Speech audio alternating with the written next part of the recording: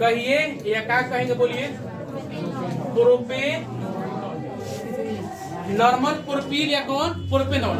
चूंकि हम पढ़ रहे हैं अल्कोहल समूह, कौन समूह अल्कोहल समूह, और अल्कोहल जो प्रकार्यात्मक समूह, कौन समूह होता है प्रकार्यात्मक समूह, यानी कि जितना प्रकार्यात्मक समूह जैसे हम अल्कोहल पढ़ेंगे, कीटोन पढ़ेंगे, एल्डिहाइड पढ़ेंगे, कार्बोक्सिलिक अम्ल, एलिसाइक्लिक हाइड्रोकार्बन, जितने प्रकार्यात्मक समूह हम पढ़ेंगे उन सारे का सूत्र याद रख लीजिएगा CnH2n+1।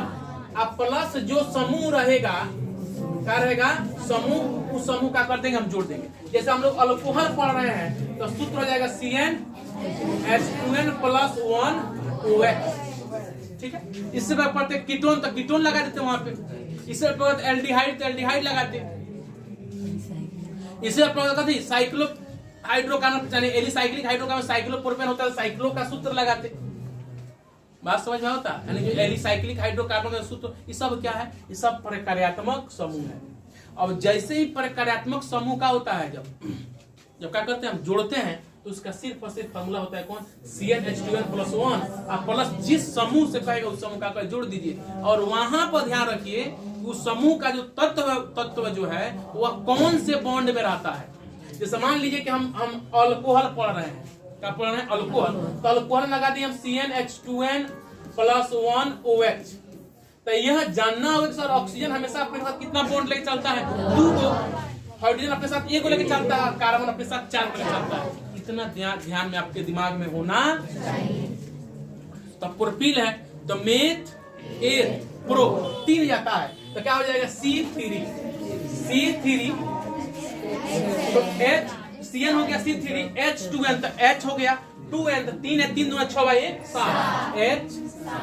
7 H7 OH। यह होगा C3H7OH। यह क्या होगा बताइए, यह हुआ किसका, जो आपका पति है बोलिए,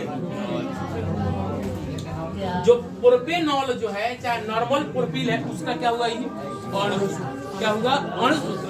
अब इसका संरचना सूत्र कैसे निकलेगा देखिए, तो क्या कार्बन कितना है बताइए, तो 3 कार्बन तो क्या 3 लगा दीजिए 1 2 3। अब ये से आसान होना समझ में, कार्बन 3 तो कार्बन क्या कर दिया हम 3 लगा दिए। अब देखिए हाइड्रोजन को है 7, तो हम जानते हैं कि कार्बन के साथ 4 गो हाइड्रोजन, तो हई कार्बन के साथ एगो पहले से यहाँ पे है तो एगो यहाँ दे दिए। अब एगो 2 गो हो गया, एक यहाँ पर दे दिए, कब हो गया 3 गो, एक यहाँ पर दे दिए, यानी ई वाला कार्बन का पूरा हुआ, ये अपना 4 को वैलेंसी पूरा किया। अब ये इस कार्बन के पास एक इधर से एक 2 है, तो जब इसके पास 2 को ऑलरेडी है तो अभी कितना चाहिए, तो हम 1 हाइड्रोजन यहाँ लगा दिए और 1 हाइड्रोजन क्या कर दिया हम यहाँ लगा दिए। ठीक है, अब देखो हाइड्रोजन हो गया 3 हुआ 2 को हुआ 5, इसमें OH भी है तो यहाँ क्या कर दिया O, और फिर देखो क्या कर दिया हम H। अब देखिए इस कार्बन के साथ को हो गया 2 को, तब यहाँ पे कितना चाहिए, ये भी अपना क्या कर लिया बोलिए, वैलेंसी अपना पूरा कर लिया। अब ऑक्सीजन को 2 को चाहिए तो ऑक्सीजन भी 2 को पूरा कर लिया, और हाइड्रोजन को भी कितना चाहिए होता है 1, तो हाइड्रोजन का कर लिया पूरा कर लिया। और यही का हुआ आपका बोलिए प्रोपेनॉल का क्या हुआ संरचना सूत्र। अब समझ में नहीं तो कब समझ में प्रोपेनॉल